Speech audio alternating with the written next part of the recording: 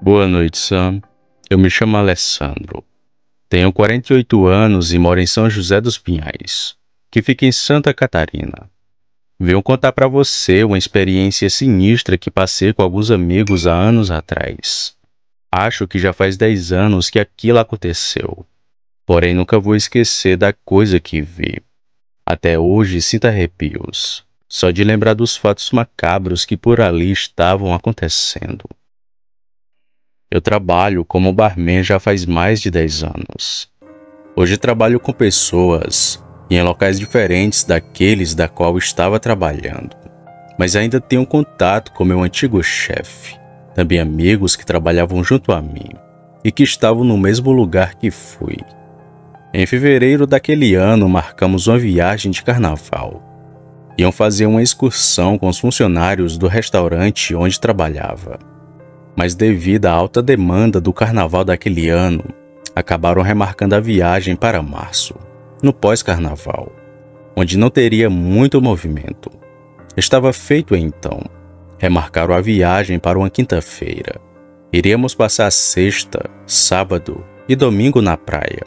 3 dias em um lugar muito visitado daqui de Santa Catarina. O destino era Itapoá. Já estava tudo planejado e acertado pelo nosso antigo patrão. Chegamos à praia no final da tarde da quinta-feira. A casa ficava a 10 ou 5 minutos de caminhada da praia. Pode parecer pouco, mas a cidade é pequena.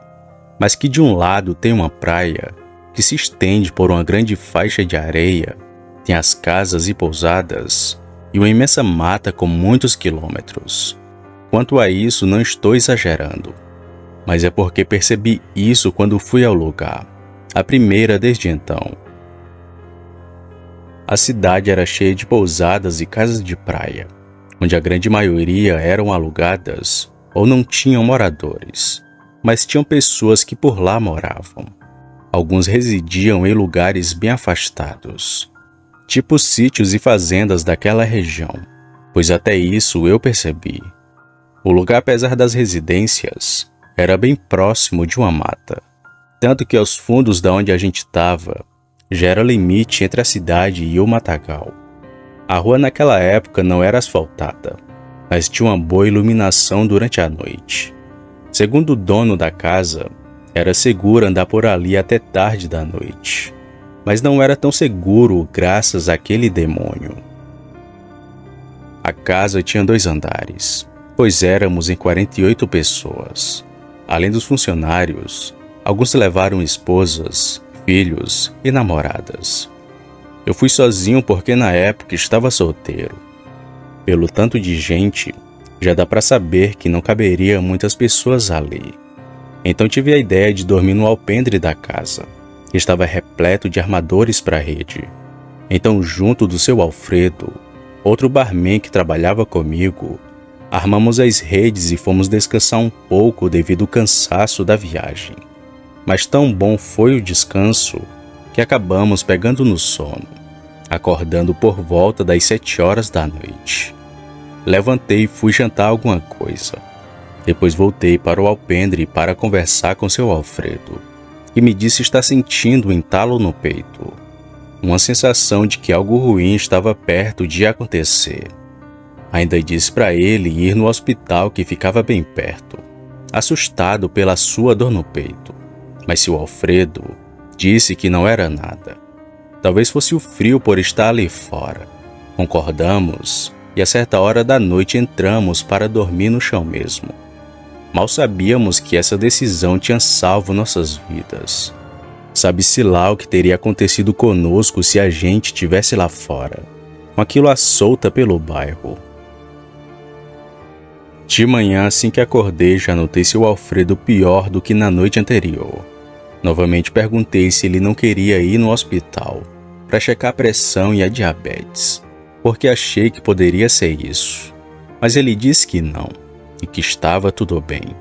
Eu não queria dizer, mas dali comecei a sentir de que algo estava muito errado. Seu Alfredo era um homem alegre, brincava conosco e fazia piada de tudo, mas agora estava tenso e estranho. Mas não fiquei pensando muito nesse assunto, pois logo às 8 da manhã fomos a caminho da praia.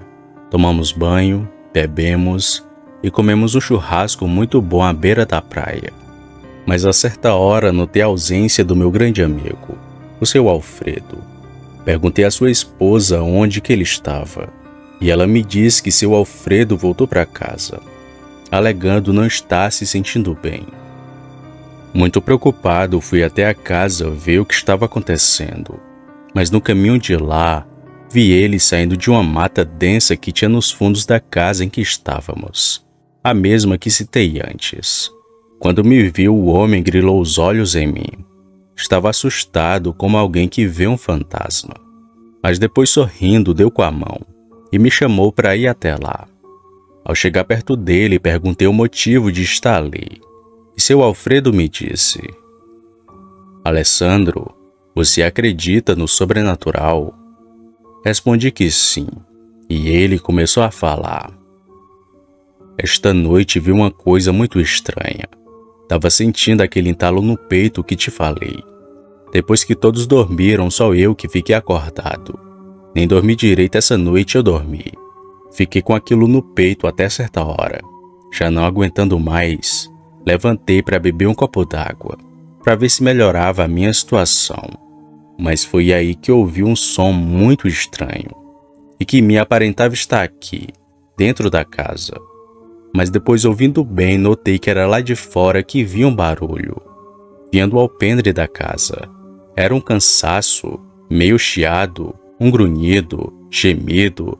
Era estranho demais. Caminhando lentamente, fui até a porta da cozinha.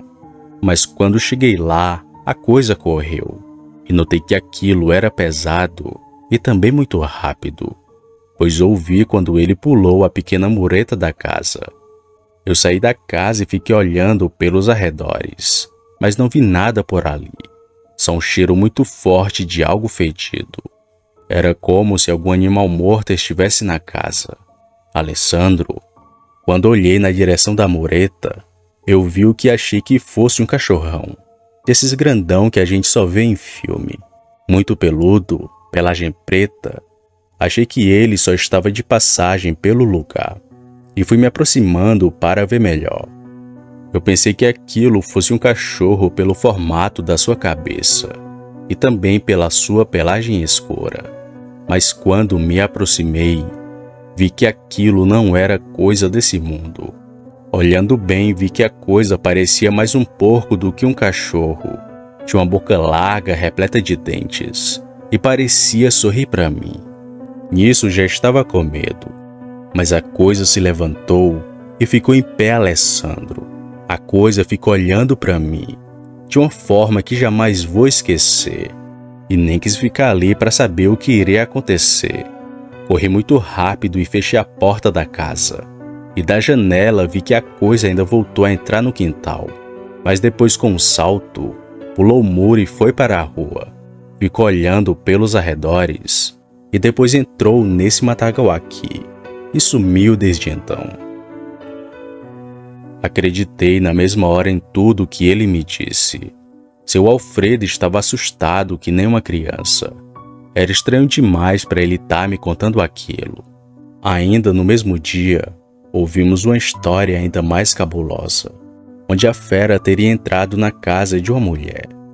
Um certo caseiro de um dos muitos sítios daquela região disse que o bicho estava andando logo depois da meia-noite. Costumava invadir as casas e procurar por janelas ou portas abertas, já que alguns moradores tinham a mania de dormir assim, talvez sendo esse o motivo dele ter aparecido onde estávamos.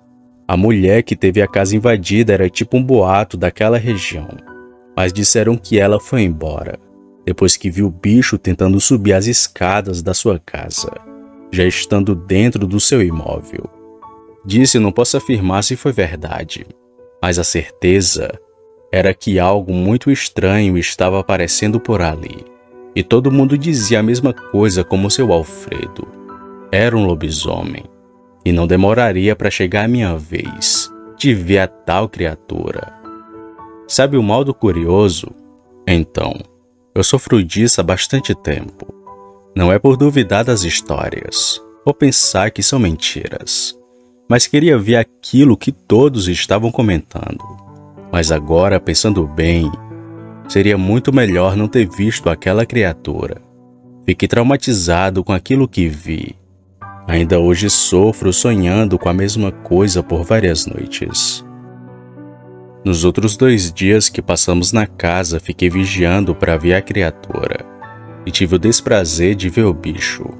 Foi na segunda noite. No caso, no sábado para o domingo.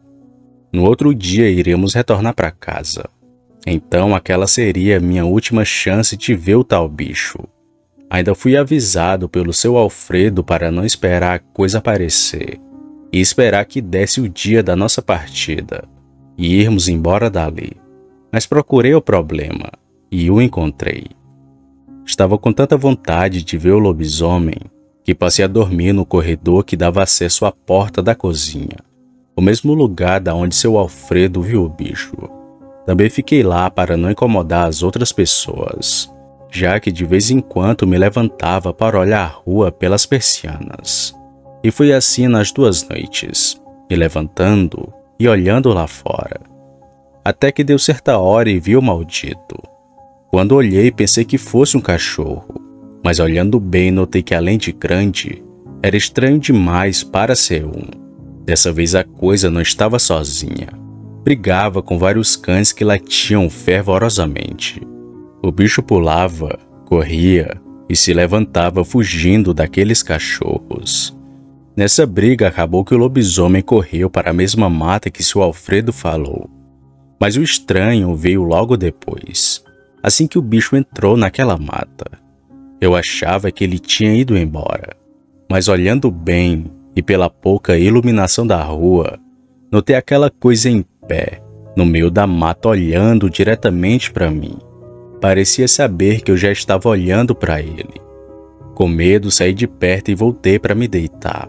Os cães que há pouco latiam fervorosamente foram baixando o tom pouco a pouco, até não ouvir mais nada, dando o sinal claro de que o bicho enfim havia ido embora. No outro dia pela manhã falei para o seu Alfredo do que vi. Andamos por aquela estrada que se estendia por muitos metros e não vimos nenhum sinal daquela criatura, como pegadas ou pelos deixados para trás devido à briga com os cães. Nada, simplesmente o lugar parecia normal. Bom, passamos o último dia na praia e ao final do dia fomos arrumar nossas coisas para irmos embora. Saímos de Itapoá às 7 da noite e no caminho da saída de lá ainda olhei por aquelas estradas se via a tal criatura, mas não pude ver nada. Depois de alguns meses, fiquei sabendo de uma reportagem local da cidade, onde moradores começaram a relatar aparições cada vez mais constantes da dita criatura, que assombrava a cidade desde muito tempo, sendo aquele mais um de muitos ocorridos do lobisomem. Hoje fico pensando na sorte que eu e o seu Alfredo tivemos naquela primeira noite, pois iríamos de fato dormir no alpendre da casa, coisa que não se concluiu por conta do seu mal-estar. Querendo ou não, fomos salvos por isso. Senão, talvez tivesse acontecido um ataque brutal daquele ser. Boa noite.